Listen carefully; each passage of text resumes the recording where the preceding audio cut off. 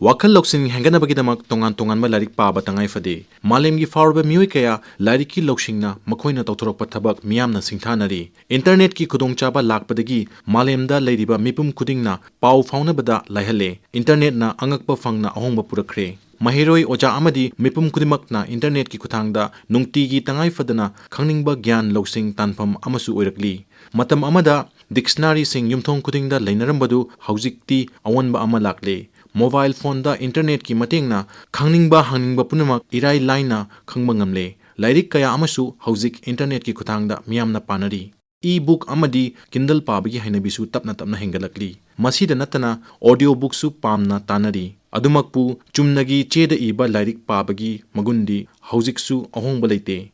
Lamai amadagi lamai ama hongduna wakal lupna lairik pabagi hainabi mipum kudimakda lairi. Mahiroi oiringedagi hauna chena kayana saba lairik mayam ama thawai tana chinpha punaba amadi mamutana khangnaba pabagi chanabi leirakli. Lairik paduna loksingi pukai semkatpagi hainabi asi internet lakpada amuka hena inot piri. Adumakpu electronic ki pothok phone computer amadi tablet sizinaduna e-book pabagi hainabina mitta nungai hande amadi mit sokpagi maram oirak Wakal lupna e-book panaba honnabada mitna nungairaktabadagi apanba pirakpana ningsingbagi pangal hantahali. Mafam matam chana chang amada sizinarabadi e-book su loksingi pukai amani. Novel natraga chena chahum panba warigi lairik ama numit humni changna paduna loshinaba honnabada electronic device ki kuthangda parabadi mit nabada natana kok chikpa lakpagi phivamni amadi pothaduna haksang phagathaningbagi wakhalon su laki.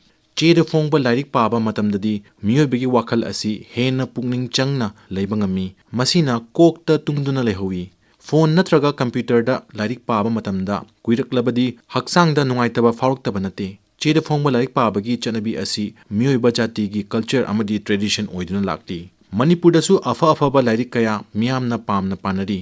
Thainagi ipa ipuna iramba puya kaya amasu nahongnana fongduna naha oibasingna thainagi thajanabi chanabigi matangdasu pamna panari.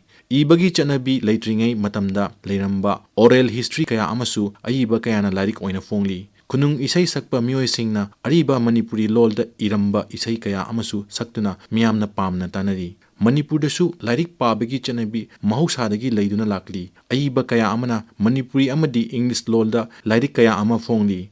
Art and Culture Vivaki makhada leiba Central Library na sinduna haujik kuntrani thoi suba book fair pangthokli. Book stall chama hena saruk yariba book fair asi chahi khudingi pangthokpa thoram amani. Mapan lamdaki book stall yauna pangthokpa thoram asi Manipurgi miyamna pamnari.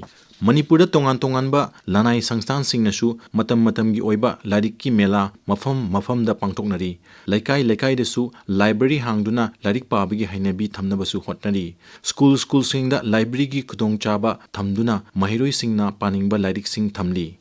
Amaromda internet fangba information kudimak achumbani haiba ngamdabana internet gi paba matamda chection bagi tangai fadaba lei nauriba angang singna internet gi larik paba matamda makhogi oja amadi mathak thongbo singi poktak ingadabani mahiroi singna textbook ki mathakta nungairaba comic book amadi journal pabana ahenba loksing piri lairik waineraga pabagi hainabi amadi lairiki matangda khana nainabana makhoi masel gi marakta marum mapang oibagi mari phagat pangamhali Handakta pangthokiba Siri Festival da Shahitya gi thoram pangthokiba lengakna chahi kudingi aiba singda mana piduna ikai khumnaba asina lamdam asigi aiba singbu thongna hapli amadi pukning thogatli tongan ba Sahitya gi sangstan kayanasu matam gi oina saireng saidinaba lairik fongba amadi nainabagi thoram pangthokli Manipurda anauba lairik ki dukan hangdorakpa asina Manipurda lairik pabagi hainabi phajana lei haiba ngamhali Ingraji lolda lairik kaya iba amadi handoktuna malemgi miyamda Manipurgi maramda ningthina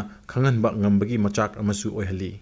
Cheda fongba lairika internet fongba lairika khenaba leite. Adubu pariba miyoi singna hena khoidajabadi cheda fongba lairik sina henbagum thokli.